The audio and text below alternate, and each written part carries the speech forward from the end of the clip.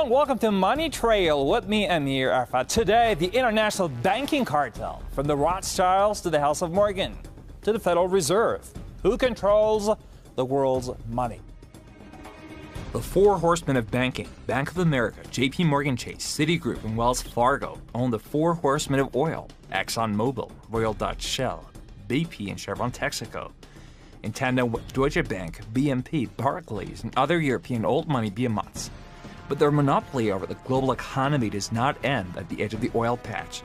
According to company 10-K filings to the SEC, the four horsemen of banking are among the top 10 stockholders of virtually every Fortune 500 corporation. The fact is 52% of the New York Fed is owned by these 8 families. It's the Rockefellers, Rothchilds, Goldman Sachs, Lehmans, Lazards, Warburgs, Kuhn-Loebs, and Israel Moses Seifs. And the latter family, that goes back to the Genoese bankers, when they first moved into Europe. And these are just really old families. And the saying, money begets more money, you got to have money to make money. Well, guess what? These people had money in the 16th century, whatever. And so, many people estimate that the Rothschilds, the richest of these families, are worth over $100 trillion. The international banking cartel is a consortium of about 15 to 20 to 25 international banks of large magnitude with large amounts of political influence. These are the too big to fail banks around the world. They're too big to fail. They're too big to jail. And they are essentially the ones who control the private central banks of the world, because in most countries, United States, Britain, Germany, Japan, and so on down the line, the central bank is a privately controlled institution, even if it's not always, formally speaking, privately owned. The control that these banking families exert over the global economy cannot be overstated and is quite intentionally shrouded in secrecy. Their corporate media arm is quick to discredit any information exposing this private central banking cartel as conspiracy theory, yet the facts remain. And what my book is about is how they've established this total monopoly over the 3 most valuable commodities in the world: guns, drugs, and oil. And then, worse yet, they've taken over the central banks of every country, not just the Federal Reserve, but the Bank of England, the Bundesbank, the Bank of France, Bank of Australia. I mean, you name it. And it's just stranger than fiction that this can happen. But these banking cartels with our fiat currency system, where they can print more money, lend out more money than they actually have in reserve, and the government backs it. We have the Royal Bank of Scotland. We have HSBC, that's the old Hong Kong, Shanghai Banking Corporation.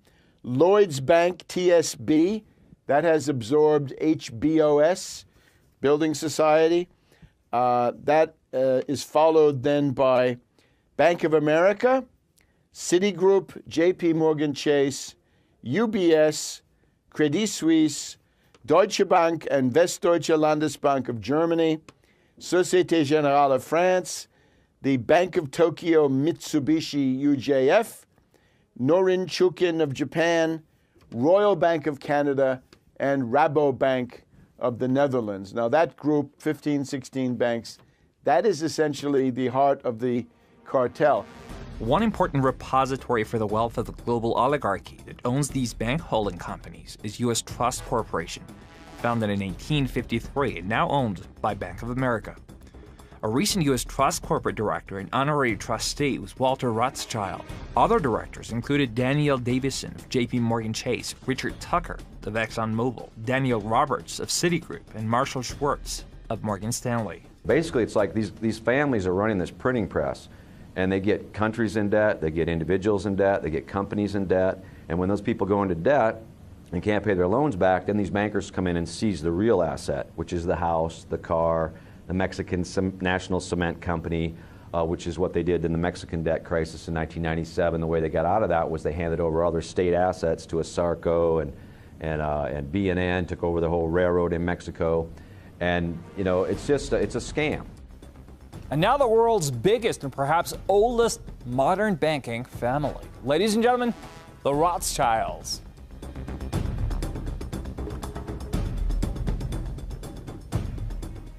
In In 1694, William III teamed up with the UK aristocracy to launch the private Bank of England.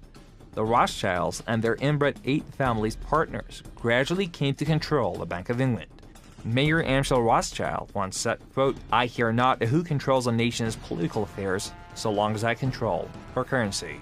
When Amschel Meyer Bauer inherited the business, he decided to change his name to Rothchild.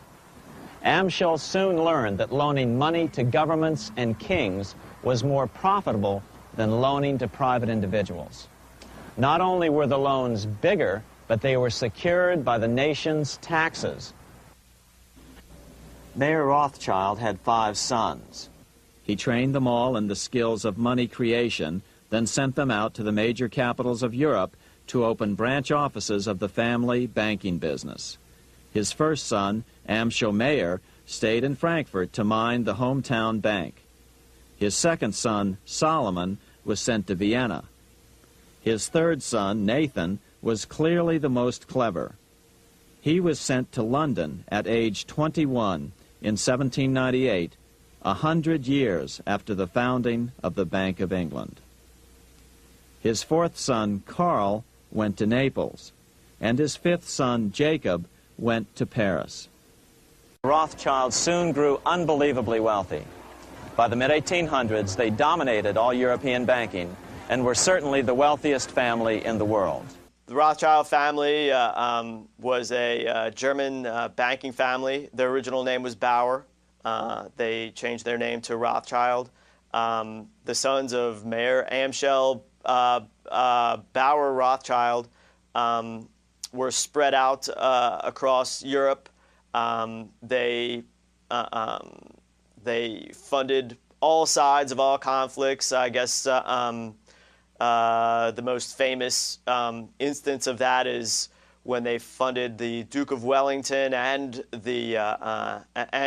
Bonaparte's army. They financed the Crimean War, and they financed, Napoleon and all that stuff.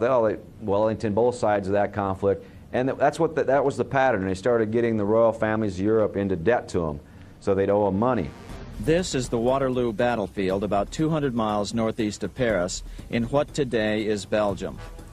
Here Napoleon suffered his final defeat, but not before thousands of French and Englishmen gave their lives on a steamy summer day in July of 1815. The outcome was certainly in doubt. In fact, had Napoleon attacked a few hours earlier, he would probably have won the battle. But no matter who won or lost, back in London, Nathan Rothschild planned to use the opportunity to try to seize control over the British stock and bond market and possibly even the Bank of England. The day after the Battle of Waterloo, in a matter of hours, Nathan Rothschild came to dominate not only the bond market, but the Bank of England as well. Whether or not the Rothschild family seized control of the Bank of England, the first privately owned central bank in a major European nation and the wealthiest, one thing is certain. By the mid-1800s, the Rothschilds were the richest family in the world, bar none. Over 2 centuries, disguising what they're doing, disguising what the ownership of their corporations is. There is no reliable information on the magnitude of their wealth in this day and age. Author Frederick Morton estimates that by 1850, the Rothschilds were worth over $10 billion. Some researchers believe that their fortune today exceeds $100 trillion. That's how the Rothschilds started, was by funding these wars in Europe, and they just gained power. The Rockefellers in America were financed by the Rothschilds, along with the Kuhn-Loeb family. They financed Cecil Rhodes, making it possible for him to establish a monopoly over the diamond and gold fields of South Africa. In America, they financed the Harrimans and railroads, the Vanderbilts in railroads and the press, and Carnegie in the steel industry, among many others. In fact, during World War I, J.P. Morgan was thought to be the richest man in America. But after his death, it was discovered that he was actually only a lieutenant of the Rothschilds. By 1850, James Rothschild, the heir of the French branch of the family, was said to be worth 600 million French francs, 150 million more than all the other bankers in France put together. He built this mansion called Ferrier, just east of Paris. Wilhelm I, on seeing it, exclaimed, "Kings couldn't afford this. It could only belong to a Rothschild." At the heart of the whole Rothschild money accumulation was that relationship they had with these royals. And then, then they started acquiring control of all these central banks. And once again, once you have, $1 billion, easy to make 10 billion. Once you have 10 billion, 100 billion's nothing. Once you have that, 100 trillion's nothing. Today, the Rothschilds control a far-flung financial empire, which includes majority stakes in most world central banks. They are founding members of the exclusive $10 trillion Club of the Isles, which controls corporate giants Royal Dutch Shell, Imperial Chemical Industries, Lloyds of London, Unilever, Barclays, Lorno, Rio Tinto Zinc, BHP Billiton. The Club of Isles is led by the Rothschilds and includes Queen Elizabeth II and other wealthy European aristocrats and black nobility. It dominates the world's supply of petroleum, gold, diamonds, and many other vital raw materials. You can't tell the difference between the Rothschilds and the Royals. It's all the same stuff. And they have joint investments. The biggest investment, I believe, is the Quantum NV Fund, which is based in Curacao, which interestingly is also home to the biggest oil refineries in the Western Hemisphere. It's just north of Venezuela, so they take all that Venezuelan crude, they take Nigerian crude there, they have these huge refineries, Royal Dutch Shell and ExxonMobil own them. And they also have this Quantum NV Fund, a lot of offshore stuff happens there. How about the American version of the Rothschilds? Who started banking in the U.S.? The House of Morgan presided over American finance from the corner of Wall Street, acting as quasi-U.S. central bank since 1838, when George Peabody founded it in London. The Morgan financial octopus wrapped its tentacles quickly around the globe. Morgan Grenfell operated in London. Morgan & Sue ruled Paris. The Rothschilds' Lambert cousins set up Drexel & Company in Philadelphia. The House of Morgan financed the launch of AT&T, General Motors, General Electric, and DuPont. Like the London-based Rothschild and Barings banks, Morgan became part of a power structure in many countries. Morgan was the official U.S. representative of the City of London and British banking. He was London's man in New York City. This gave him dominant power. A recession in 1893 enhanced Morgan's power. That year, Morgan saved the U.S. government from a bank panic, forming a syndicate to prop up government reserves with a shipment of $62 million worth of Rothschild gold. The origin of the situation we're in now, right? Where do we get this world banking cartel, and how do they control the finances and the central banks of these countries? It actually takes us back to 1895, and this was an attack on the United States organized by London and by Morgan. And the goal was to force the U.S. Off the gold standard by buying up all the gold that was in the backing of the U.S. dollar. And at the height of the crisis, there's a meeting between Grover Cleveland and the current Morgan of those days. Grover Cleveland was the president of the United States, and essentially Morgan said, London and I demand to control the U.S. public debt, and if you do that, we'll stop attacking the dollar. But if you don't, we'll wreck the dollar, we'll cause a depression, and that will be the end of you. And at that point, Grover Cleveland surrendered to London and to Morgan. Morgan was a driving force behind Western expansion in the U.S., financing and controlling westbound railroads through voting trusts. The House of Morgan was cozy with the British House of Windsor and the Italian House of Savoy. The Kuhn-Loebs, Warburgs, Lehmans, Lazards, Israel Moses Sieves, and Goldman Sachs also had close ties to European royalty. By 1895, Morgan controlled the flow of gold in and out of the U.S. The House of Morgan financed half the U.S. World War I effort, while receiving commissions for lining up contractors like GE, DuPont, U.S. Steel, Kevicott, and Sarco. Morgan also financed the British Boer War in South Africa and the Franco-Prussian War. The 1919 Paris Peace Conference was presided over by Morgan, which led both German and Allied reconstruction efforts. Money makes strange bedfellows. How the Morgans and Rockefellers came together. In 1879, Cornelius Vanderbilt's Morgan financed New York's Central Railroad, gave preferential shipping rates to John D. Rockefeller's budding Standard Oil monopoly, cementing the Rockefeller-Morgan relationship. Morgan and Edward Harriman's banker Kuhn Loeb held a monopoly over the railroads, while banking dynasties Lehman, Goldman Sachs, and Lazard joined the Rockefellers in controlling the U.S. industrial base. The Morgans financed all the railroads, and Rockefeller at that time was, just another guy on the oil patch. And what he did is he cut deals with the railroads based on volume, that they would transport his crude at a better rate than other people got. And so, not only that, but he started selling oil. He started selling oil below cost to refiners. And what that did is it drove a lot of wildcatters out of business in Texas, Louisiana, because that you can't sell oil for less than the price it costs to produce, right? Unless you're John Rockefeller. And so he ran them out of business, and then he bought all the refineries. But that's the most notable instance where J.P. Morgan, early on with the railroads helped the Rockefeller family, and vice versa. Well, what you have now is J.P. Morgan Chase. So see, the Chase Bank has always been the Rockefeller Bank, the big one, and along with Citigroup. But the Citigroup, James Stillman and some other families that have big chunks of that, Harkness family. But Chase has always been the Rockefeller Bank. In the insurance business, the Rockefellers control Metropolitan Life, Equitable Life, Prudential, and New York Life.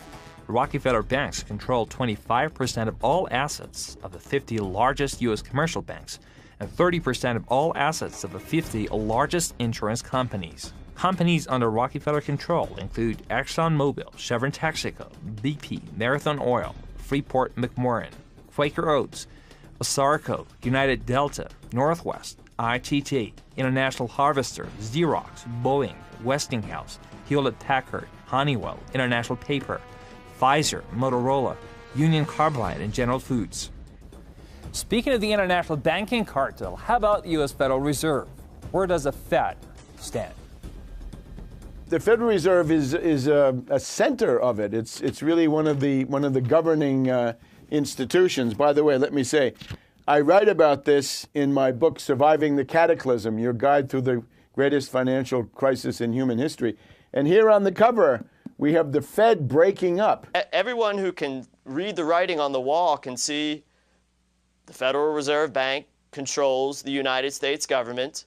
They control every aspect of the economy, and they are controlled by a international bank according to the rules that everybody knows.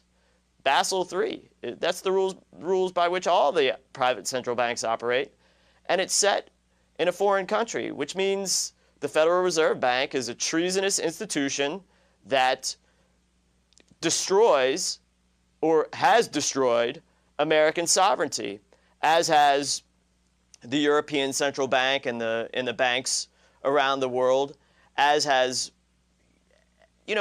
every nation where these Rothschild central banks operate out of. How about the central bank of all central banks? The Bank for International Settlements in Basel, Switzerland. The Bank for International Settlements is the most powerful bank in the world, a global central bank for the 8 families who control the private central banks of almost all Western and developing nations. The Bank for International Settlements is owned by the Federal Reserve, Bank of England, Bank of Italy, Bank of Canada, Swiss National Bank, Nederlandsche Bank, Bundesbank, and Bank of France. Naturally, it's a sinister institution, right? Secretive, wealthy, with no accountability, no transparency, no TV cameras, no nothing, all secret. This is the kind of thing that would have to end. It's hard to find out about it, for sure. This BIS crowd, Bank of International Settlements, it's in Basel, Switzerland. It's a central bank for central bankers. It keeps its head low. It's owned by the same families. And basically only comes out in times of extreme crisis. The Bank for International Settlements has been operating in Basel since, I believe, 1931, 1932. And it grows out of a distant world, but which is not so dissimilar from our own world. If you go back to the period after World War I, the most dangerous kind of financial debt were the reparations that Germany was required to pay billions and billions of dollars as a result of losing World War I and being blamed for World War I, which was not historically true. But it was impossible to have the reparations paid. Germany simply could not pay. Lord Keynes saw this at the time. Many others saw it at the time. So there were constant attempts to reorganize the reparations and keep them going. One was the Dawes Plan of 1923-24, and then there was the Young Plan of 1931-32, which also created the Bank for International Settlement. Historian Carroll Quigley wrote in his epic book Tragedy and Hope the Bank for International Settlements was part of a plan to, quote, create a world system of financial control in private hands able to dominate the political system of each country and the economy of the world as a whole, to be controlled in a feudalistic fashion by the central banks of the world acting in concert by secret agreements. The international banking cartel that controls the central banks of all but 3 nations operates under the rules set by an international body called the Bank for International Settlements in Basel, Switzerland. And the central banks of the world, from the United States to Russia to China, they all operate under Basel III, is what's being transitioned into now. And Basel III is the rules by which all of these banks operate. There's, complex organizations, international organizations, and secret societies that carry out the will of these banks, and, the leadership of those groups are the major stockholders of the Bank for International Settlements. The Bank for International Settlements holds at least 10% of monetary reserves for at least 80 of the world's central banks, the IMF, and other multilateral institutions. It serves as financial agent for international agreements, collects information on the global economy, and serves as lender of last resort to prevent global financial collapse. It served as conduit for 8 families' funding of Adolf Hitler, led by Warburg's Henry Schroeder, and Mendelssohn Bank of Amsterdam. Many researchers assert the Bank for International Settlements is a detonator of global drug money laundering. It's a banking cartel that prints money out of thin air and charges people interest and leverages its war machine, which exhibits itself in the Russian military, the United States military, the Chinese military, and they play different nationalities of people off of one another in order to enslave the planet and consolidate their power. Politicians often declare wars, but who are the true warmongers? Who are the people that fund the wars? Who are the true war profiteers?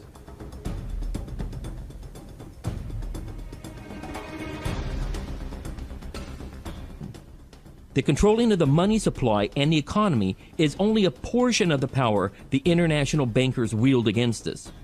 The next tool for profit and control is war.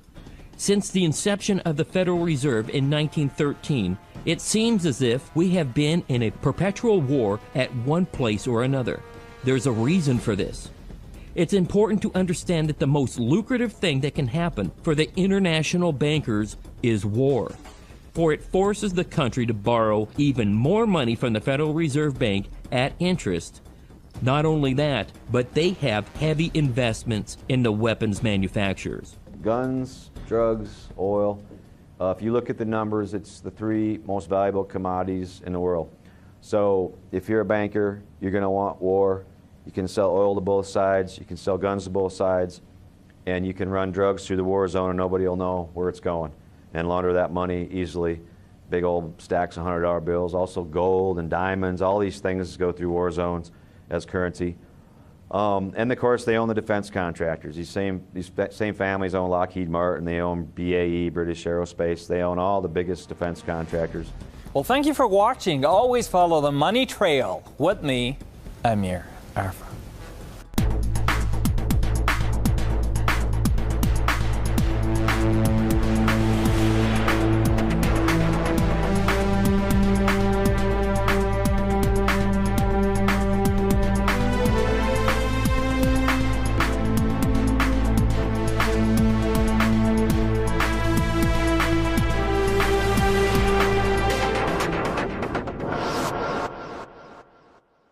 bank is a privately controlled institution, even if it's not always, formally speaking, privately owned. The control that these banking families exert over the global economy cannot be overstated and is quite intentionally shrouded in secrecy. The corporate media arm is quick to discredit any information exposing this private central banking cartel as conspiracy theory, yet the facts remain. And what my book is about is how they've established this total monopoly over the three most valuable commodities in the world: guns, drugs, and oil. And then, worse yet, they've... To the Federal Reserve, who controls the world's money. The four horsemen of banking, Bank of America, JP Morgan Chase, Citigroup, and Wells Fargo, own the four horsemen of oil: ExxonMobil, Royal Dutch Shell, BP, and Chevron Texaco. In tandem with Deutsche Bank, BNP, Barclays, and other European old money behemoths. But their monopoly over the global economy does not end at the edge of the oil patch. According to company 10K filings to the SEC, the four horsemen of banking are among the top 10 stockholders of virtually every Fortune 500 corporation. The fact is, 52% of the New York Fed is owned by these 8 families. It's the Rockefellers, Rothchilds, Goldman Sachs, Lehmans, Lazards, Warburgs, Kuhnlobes, and Israel Moses Seifs.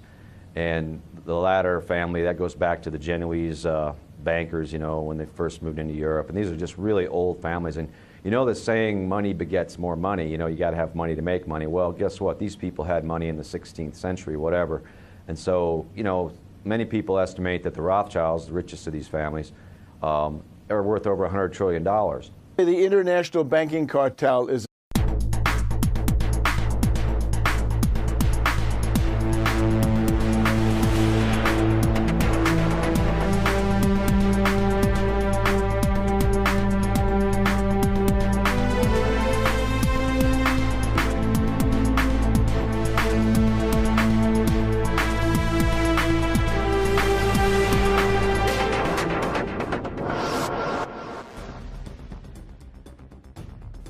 Hello and welcome to Money Trail with me, Amir Arafat. Today, the international banking cartel, from the Rothschilds to the House of Morgan. Is a consortium of about 15 to 20 to 25 international banks of large magnitude with large amounts of political influence.